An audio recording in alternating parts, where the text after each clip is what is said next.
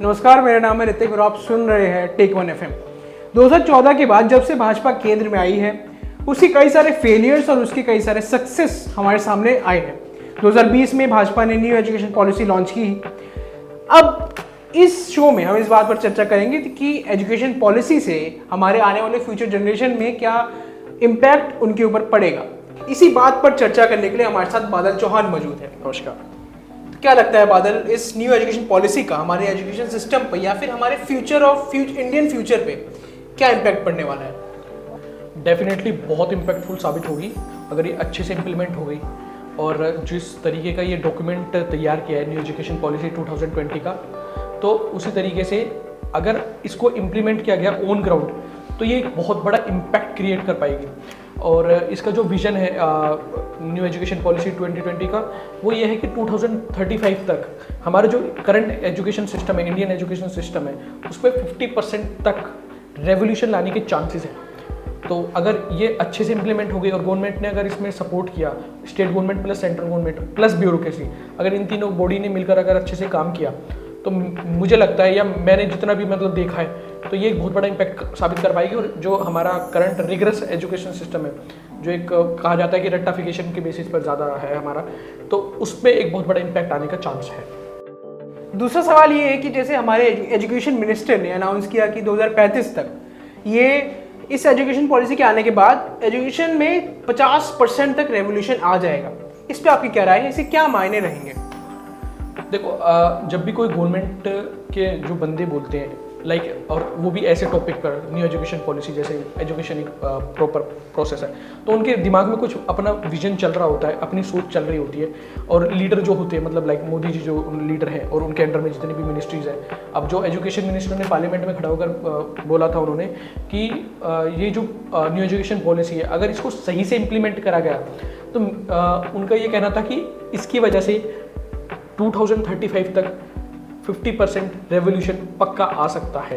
लेकिन उसका एक प्रॉपर प्लानिंग करेगी, अगर अथॉरिटीज़ बनाई गई सेंट्रल लेवल पे, स्टेट लेवल पे, ब्यूरोक्रेसी लेवल पे, अगर उन्होंने अच्छे से इस पर काम कराया, तो जो उन्होंने कहा था तो वो होना इतना बड़ा मुश्किल काम भी नहीं है। लेकिन हाँ, हिंदुस्तान जैसे देश में 140 करोड़ की जो आबादी है, उसमें ये चीज़ें इम्प्लीमेंट कर पाना उतना आसान काम भी नहीं है। और जो हमारा करंट एजुकेशन सिस्टम जो है अभी, उसको चेंज करके और कॉलेजेस को, स्कूल्स को, गवर्नमेंट स्कूल्स को, कॉलेजेस को रिवैम्प कर पाना, वहाँ के टीचर्स को ट्रेनिंग के लिए बाहर भेज पाना, और अपने बजट में जो सेंट्रल लेवल पर, स्टेट लेवल पर जो बजट होता है एजुकेशन के लिए, उसको धीरे धीरे टाइम के साथ इंक्रीज़ कर पाना, ये कुछ स्टेप्स अगर सरकार तरीके से उठाती है, तो मेरे हिसाब है कि 2035 तक 50% नहीं तो 40% तक तो चांसेस है कि 40% रेवोल्यूशन आ सकता है।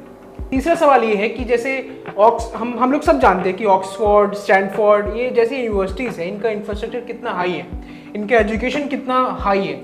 ये जैसे अपनी कैंपसेस अब इंडिया में लाने वाले हैं, क्या आपको लगता है कि इंडिया में जो इनके कैंपसेस आएंगे वो उनके मेन कैंपसेस से उनका लेवल मैच कर पाएंगे? डेफिनेटली नॉट, मेरे हिसाब से तो नहीं। क्योंकि आप देखोगे कि ये जो यूनिवर्सिटीज़ है, ये जो कॉलेजेस हैं, ये आज नहीं बने हैं, ये बहुत लंबा सफ़र है। 400-500 साल पुरानी यूनिवर्सिटीज़ हैं। ये जो आज उनकी इतनी तारीफ हो रही है पूरी दिन दुनिया में, वो ऐसे ही नहीं हो रही है। उन्होंने बहुत बड़े बड़े स्कॉलर्स, बहुत बड़े बड़े लोगों को वहाँ से बनाकर भेजा है। तो अगर वो यूनिवर्सिटीज़ के जो कैंपसेस हैं वो इंडिया में सेटअप होंगे, तो वो हम ये नहीं कह सकते कि एक दिन में वो ये चीज़ें यहाँ पे भी आ पाएंगी, वो ऐसा नहीं है। लेकिन हाँ, टाइम के साथ धीरे धीरे एक जो लाइक IIT IIM जैसे बने थे हमारे देश में, तो वो पहले साल में ही उन्होंने बहुत बड़े बच्चों को निकालकर बहुत बड़ी कंपनीज में सेटअप नहीं कर दिया था। लेकिन आज उनको बनने के लगभग 50-60 साल बाद आज हम बहुत गर्व से कह पाते हैं कि हमारे पास IIT IIM जैसे इंस्टीट्यूट्स हैं। ऐसे ही वो लोग अपने हार्वर्ड, स्टैनफोर्ड और ऑक्सफोर्ड जैसे यूनिवर्सिटीज़ और कॉलेजेस पर गर्व महसूस कर पाते हैं। लेकिन अगर उनके मान लीजिए उनके कोई भी कैंपसेस यहाँ पे सेटअप होते हैं, प्लस वो सिटीज़ पर भी डिपेंड करता है कि कौन सी सिटीज़ में वो इस्टेब्लिश करेंगे, लाइक दिल्ली, बॉम्बे, हैदराबाद, बेंगलोर, ये Tier 1 सिटीज़ है, इनमें जो इम्प्लीमेंट करेंगे, वहाँ के बच्चों का जो पर कैपेसिटी है उसमें पढ़ पाने का, तो उनका इंफ्रास्ट्रक्चर, उनकी टीचिंग एबिलिटी, उनकी प्रोफिशिएंसी, वो सब चीज़ों को मैच कर पाना उस लेवल का अभी तो पॉसिबल नहीं है। लेकिन टाइम के साथ धीरे धीरे हम पहुँचेंगे जरूर। 2024 का इलेक्शन आने वाला है, मोदी जी ने सबके सामने ही कहा कि संसद में सबके सामने ही कहा कि एक अकेला सब पे भारी। तब वो क्या लगता है कि उनको एनडीए की अलायंस की ज़रूरत क्यों पड़ गई? देखिए, जब मोदी जी ने इस बात को कहा था कि पार्लियामेंट में खड़ा होकर कि ये एक अकेला सब पर भारी है, तो उस टाइम उनको इस बात की उम्मीद उनके विजन में नहीं थी कि इंडिया नाम का एक अलायंस बनेगा और ये अलायंस जो है उसमें इतनी बड़ी बड़ी मेजर पार्टीज़ आ जाएंगी, लाइक कांग्रेस, अरविंद केजरीवाल की आम आदमी पार्टी, टीएमसी और भी बहुत बड़ी बड़ी पार्टीज़ जो इनके साथ कंक्लूड हुई और इंडिया नाम का एक नया अलायंस बना।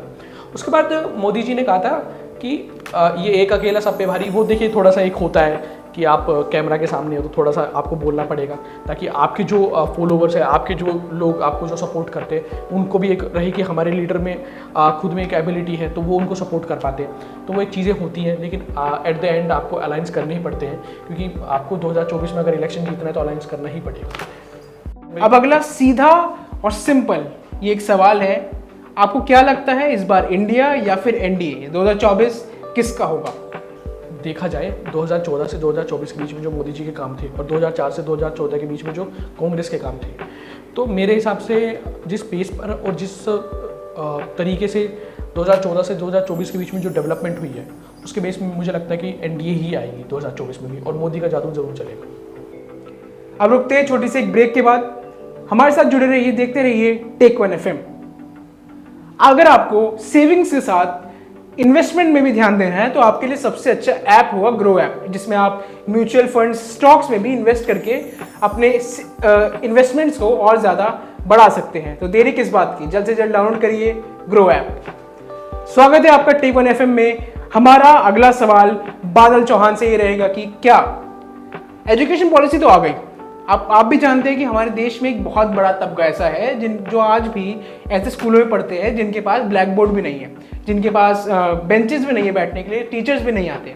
एजुकेशन पॉलिसी तो आ गई, लेकिन इसको इम्प्लीमेंट कैसे किया जाएगा, जो कि एक बहुत बड़ी चुनौती है भारत सरकार के सामने, कैसे किया जाएगा? हाँ जी, ये एक दुखद सच है कि अभी भी हम लोग 3% को भी टच नहीं कर पाए। 2.9% सेंट्रल लेवल पे एजुकेशन के लिए अलोकेट होता है और ये एक मेरे हिसाब से अगर देखा जाए कि हमारा यंग जनरेशन का देश है, यूथ का देश है, 60 करोड़ आबादी हमारी यूथ की है और उसमें हम सिर्फ 3%, 2.9% टू बी श्योर, तो उसके बेस पर अगर हम इतना इन्वेस्ट कर रहे हैं तो ये कोई अच्छी बात नहीं है। इसको इम्प्रूव करने की बहुत ज़रूरत है। डेवलप कंट्रीज़ में सम डेवलपिंग कंट्रीज़ जो अच्छी डेवलपिंग कंट्रीज़ जिस पेस पर ग्रो कर रही है, डेवलप कंट्रीज़ में तो ऑलमोस्ट ये है कि 6% प्लस ही होता है, लाइक फिनलैंड और फ्रांस वगैरह, ये जो यूरोप की कंट्रीज़ हैं उन सब देशों में ये किया जाता है। और डेवलपिंग में लाइक मलेशिया, ब्राज़ील और मैक्सिको वगैरह, ये कंट्रीज़ भी अपनी तरफ से ये वो कर रही है कि 6% तक अलोकेट करें। तो इंडिया जैसी कंट्री जहाँ पे इतना यूथ है, इतने बच्चे हैं, वहाँ पे सिर्फ 3% अलोकेट करना एजुकेशन के लिए बहुत बेकार है। इसको इम्प्रूव करने की बहुत ज़रूरत है। तो चलिए, इस चर्चा में हमारे साथ जुड़े थे बादल चौहान। इस चर्चा को यहीं पर समाप्त करते हैं। आप सुनते रहिए टेक वन एफएम। बहुत बहुत धन्यवाद।